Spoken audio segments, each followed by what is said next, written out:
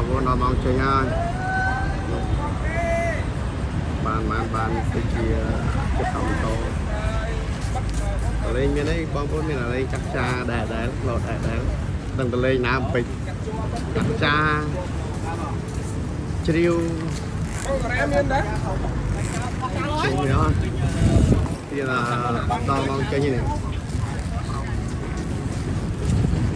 ជើមមានធីមសាយគ្រប់កន្លែងមកទៀតនោះថាធីមសាយគ្រប់កន្លែងជើអើយ